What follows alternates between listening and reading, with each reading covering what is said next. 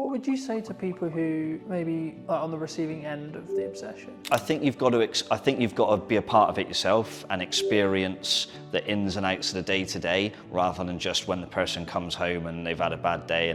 I think that's true in anything that you do. You know, marketing or fitness or writing or driving or whatever the skill is that you're trying to build. With consistency and with showing up when it's harder is when it will work. I think what you touched on there is a really common misconception in marketing. I'm not a fan of it. I'd much prefer the in-person world. If you were going to speak to either yourself or someone 10 years your junior, what advice would you give them? So I'd say take the risk, take it sooner. I waited too long. So I left it and I left it and I left it, and then I went, okay, I am going to do this now. Did you know that 93% of you are not subscribed? So if you could please do me a favor and you're enjoying the show, then subscribing would mean the world to me, and it would allow me to grow the show and continue to get larger and larger guests and continue to bring what's missing in marketing today. Thank you ever so much for joining me, and I'll enjoy the episode. Hello, my friends. I hope you're well. I hope you had a good day, evening, or night. Today, we're filming a brand new podcast, as you have seen, with Matt from Involved Health. Thank you so much for coming on.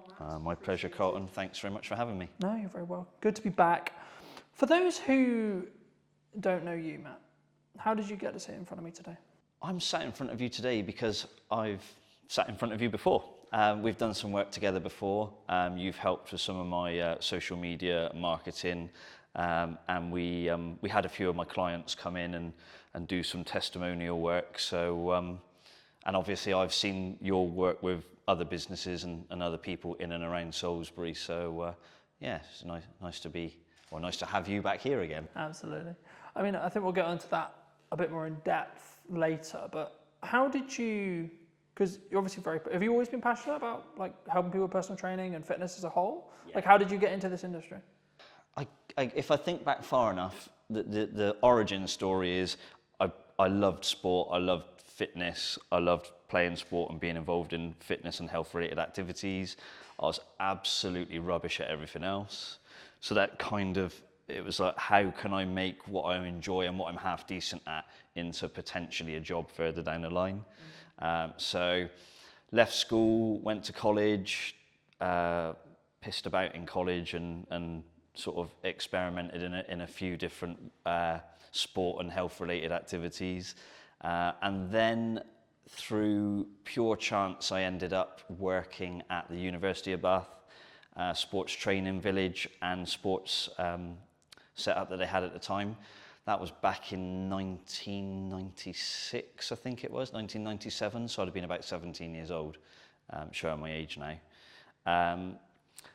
Started off there. Ended up living there on campus in a sports house with the Great Britain Olympic swim team, and being part of that campus and being involved in the university gave me a massive exposure to high performance sports, a lot of different athletes from a lot of different sports and disciplines. So I got to see how elite level athletes were trained, how they lived, how they recovered. I got to understand what operating a sports facility was all about. Part of my role was making sure that the gym was in operational order, looking after swimming pools, you know, all sorts of different stuff, athletics tracks. So I had quite a broad education, if you like, being at a university, into how that world works, and it just snowballed from there, really. Was there or is there, should I say, because there's obviously still athletes who are around that you may train and work with, you know, but is there a kind of commonality in respect to the mindset? Because I think athletes and high performance people, I think there is some standard traits. Maybe it's like the cliche, wake up at 5 a.m. kind of morning routine stuff, or it's actually their mindset as a whole, would you say? I mean, I couldn't comment for everybody because everyone's got their way of doing things, but I think there's dedication, there's discipline, sometimes obsession, and I think all of those things are quite interesting to me. I feel like I'm a relatively driven person. I work hard. I put in a lot of work over the years in the industry and with this business in particular. Some would say potentially sometimes I might be a little bit obsessed, but I think that's a good thing. But you certainly that's necessary for high achievers? Yeah, yeah, you can't be a high achiever and not be obsessed.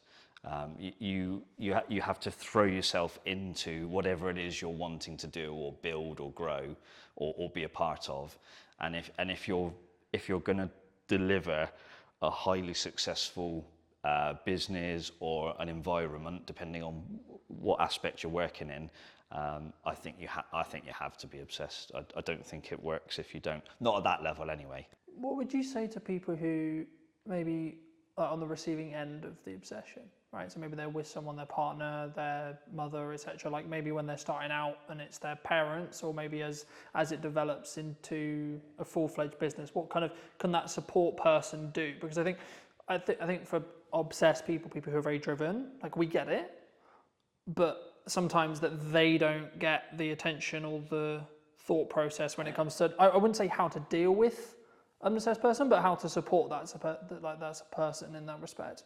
Of course, in your own experience. Yeah, I mean, first off, I'm not a parent. I don't have any children. But what I do know from the backgrounds I've worked in is sometimes the obsession starts from the parents, and the kids or young people are pushed into something, and the parents, I mean, you know when people used to say pushy parents, I think actually sometimes those parents are just obsessed with creating an environment for their kid to thrive, and sometimes that's awesome, and sometimes it can be, sometimes terrible. So in terms of how to support someone who is obsessed in trying to deliver high performance, tricky one. I think you've got to be a part of it yourself and experience the ins and outs of the day to day, rather than just when the person comes home and they've had a bad day and they, Is that use the phrase comfortability kick and the cat stress almost. that kind of comes from that? Is that normal though, for a high achiever? Is that a sign or a byproduct of them being high achieving? Stress. Yeah, like so from a partner's point of view, or etc. Like in that respect. I think there's elements of stress for sure. They will be stressed about delivering an outcome on a performance. If they're trying to compete, they want to win. They're stressed in the build up to a competition, can be stressed at the competition. And then there's the stress if the competition doesn't go so well. So yeah, stress definitely plays a part. Obviously, I've not competed myself at a high level.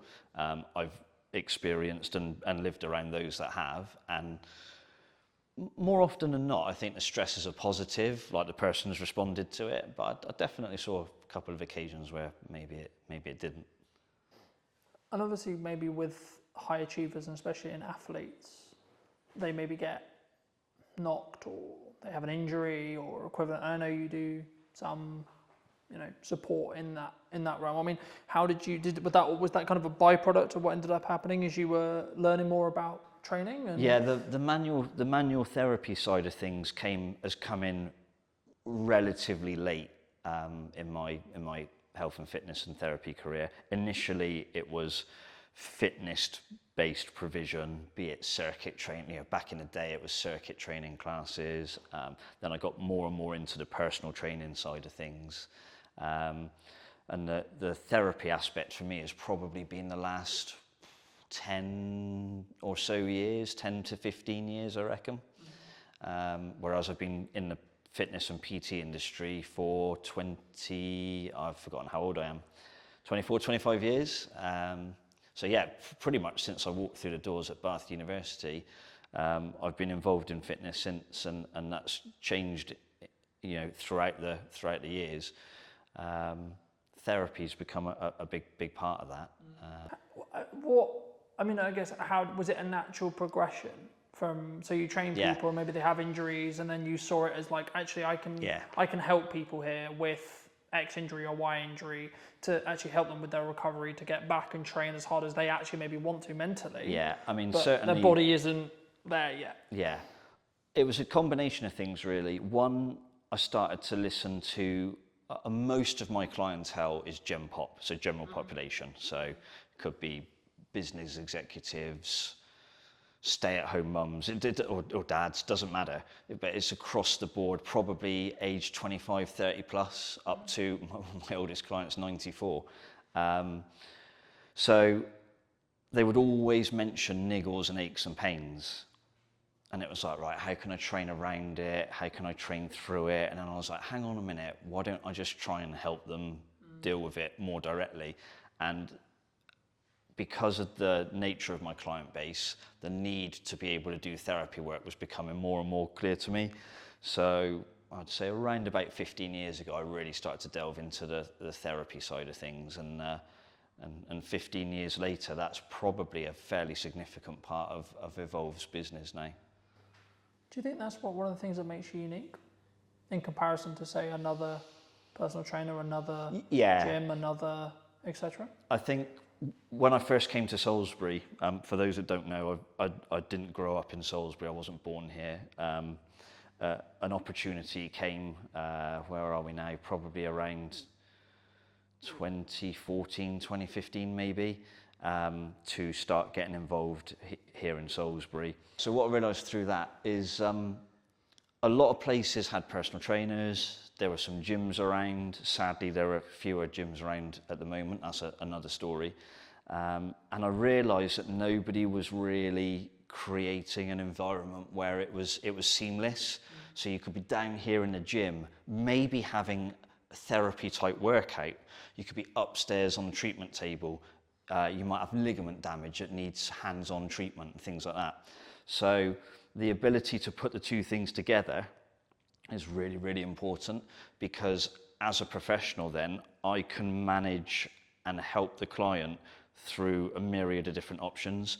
So I can be involved in their fitness training, I can be involved in their therapy work, I can guide them on their stretching and flexibility, and it all has a carryover.